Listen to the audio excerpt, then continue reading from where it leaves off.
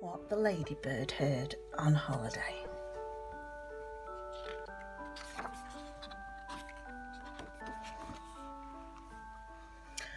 One fine day in the middle of May, the Ladybird went on holiday.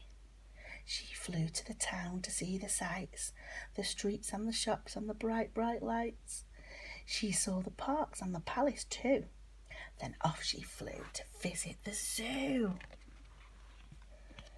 And the crocodile snapped, and the tiger growled, and the lion roared, and the monkeys howled. The elephant trumpeted, trump, trump, trump. Humph, said the camel with the great big hump. The hyena laughed, and the hummingbird whirred, but the ladybird said never a word. Can you see him down there? But the ladybird saw, and the ladybird heard. She saw two men she already knew. They were Lanky and Hefty Hugh. She heard them chuckle, ho, ho, ho. We're going to kidnap Monkey Joe. Oh no. We'll hide till there's no one else about. Then we'll pick the lock and we'll get Joe out. And if we give him lots of fruit, he'll do the job and he'll get the loot. The palace isn't far at all. Monkey Joe can scale the wall. He'll find out where the queen's asleep. Then tiptoe into her room he'll creep. He'll open the sack and steal a crown. We'll soon be the richest men in town. The little spotty ladybird told the animals what she'd heard. And the crocodile snapped, and the tiger growled. The lion roared, and the monkeys howled. The elephant trumpeted, trump, trump, trump. Said the camel with the great big hump. The hyena cried, and the hummingbird whirred, and all of the animals, feathered and furred, said, no, no, no, no, no, no. We can't let them kidnap Monkey Joe. But the ladybird had a good idea, and she whispered it into the monkey's ear.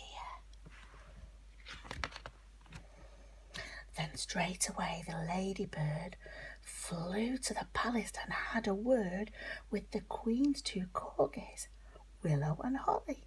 And one said, gosh, and the other said, golly. And both the dogs agreed to do just what the ladybird told them to do. At dead of night, the two bad men, Hefty Hugh and Lanky checked there was no one else about. Then they picked the lock and they got Joe out. They carried him off to the palace gate, gave him a sack and then lay in wait.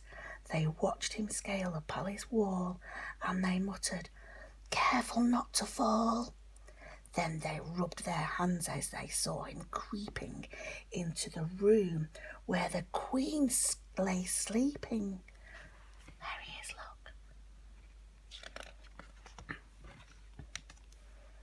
Corgi Holly and Corgi Willow, who lay each side of the queen's soft pillow, were wide awake and they said to Joe, come on, monkey, off we go. They led the way while the queen still slept, and they showed young Joe where their bones were kept. Then they helped the monkey fill the sack, and they wagged their tails as he carried it back. The two thieves yelled, hip, hip, hooray, but now let's make our getaway. They carried the sack to a nice quiet park where the only sound was a distant bark. They found a bench and both sat down, and Hugh said, time to see that crown. I just can't wait, said Lanky. They opened up the sack, but then you should have heard their moans and groans to find the sack was full of bones. Just then a dog came bounding up, and Hugh said, "Shoo, you greedy pup." Another dog was close behind, and then came dogs of every kind. A lurcher and a Labrador, a pig and a pug, then more and more. Black dogs, white dogs, grey and brown.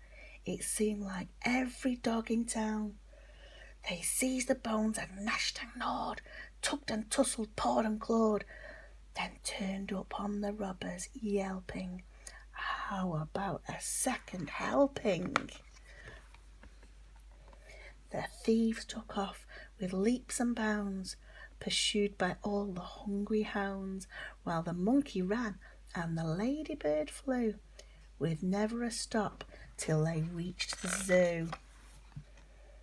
Then the crocodile grinned and the tiger pranced, the lion leapt and the monkeys danced, the elephant trumpeted, trump, trump, trump.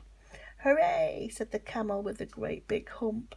The hyena laughed and the hummingbird whirred, but the ladybird said never a word.